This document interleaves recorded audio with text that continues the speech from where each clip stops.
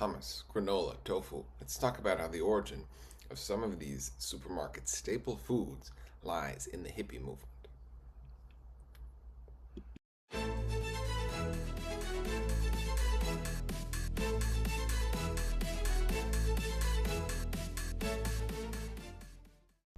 Hello, everyone. Today we're going to talk about the hippie movement and what it meant for veganism, vegetarianism as well.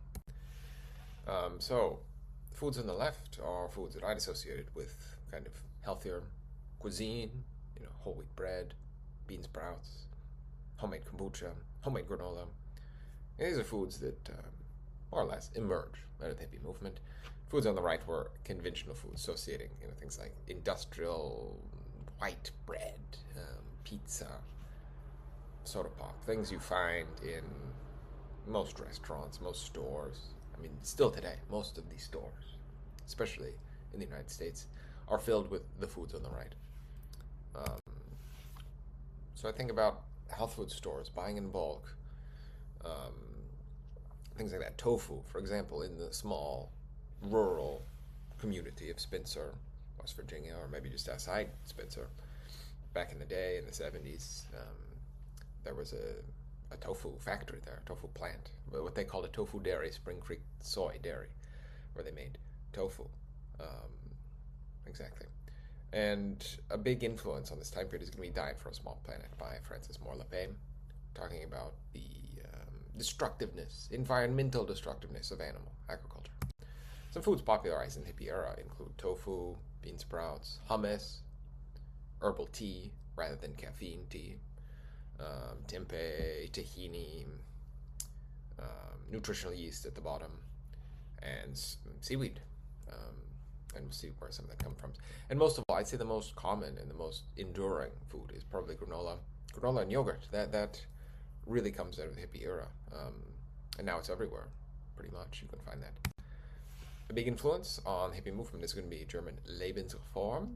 And many people from that movement, from Germany, Switzerland, Austria, they go to Southern California in the early 1900s, including them Arnold Ehret himself, the fasting man.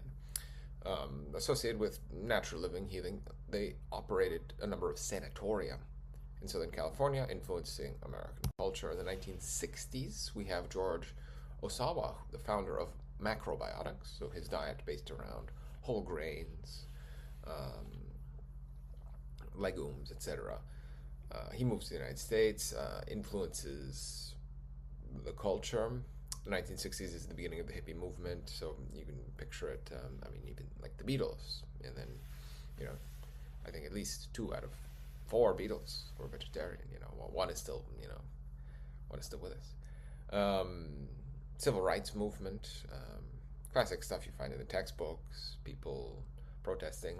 Dick Gregory, at this time, famous civil rights activist, became a vegan. Vietnam War protest, etc., etc. In the 1970s, you have a continuation of all of this. The hippie movement kind of reaches its peak, and then starts to decline in terms of all the music and all that sort of thing.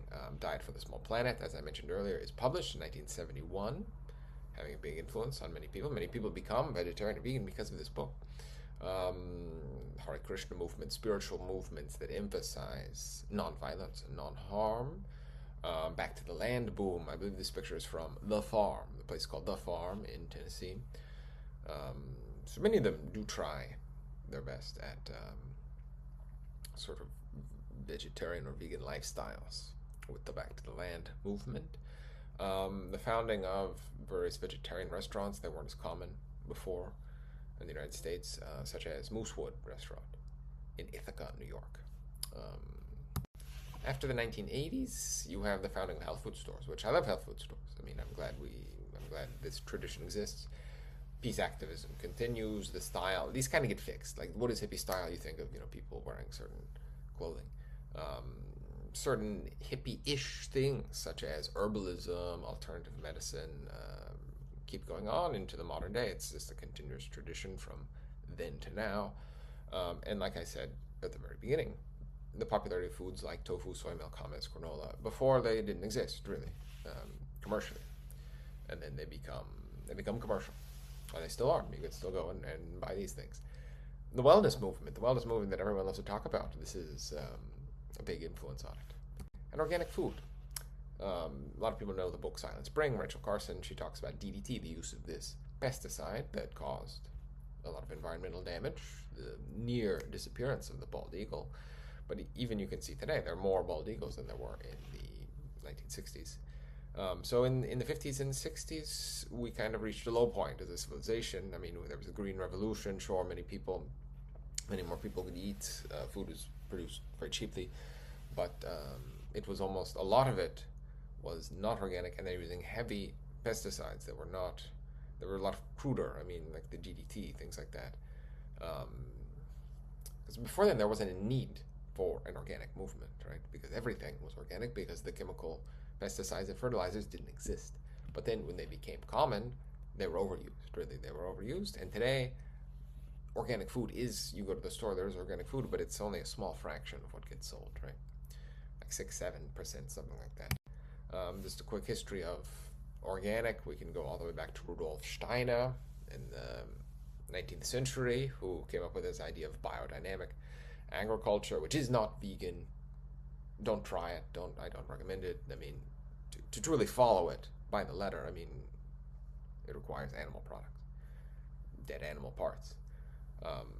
Masanobu Fukuoka, he was also a very important figure. He wrote the One Straw Revolution, had an influence on a lot of back the landers, still does today. And then Rodale, the guy who popularized organics in the United States, is here on the right. But none of these strictly are vegan, right? Because they use either manure or something like this. Fukuoka uses, chicken manure, if I'm not mistaken. But there is veganic agriculture as the response to organic agriculture. There is veganic agriculture, which just is very simple. I mean, instead of having a cow eat the grass and then picking up the remnants of the grass from the cow species, you just grow the cover crops and you cut it down and you get the fertilizer that way. Anyway, a problem with Back to the Landers is if you put nature basically as your god, you say, I am living by the rules and concepts of nature, what are you willing to sacrifice to this god?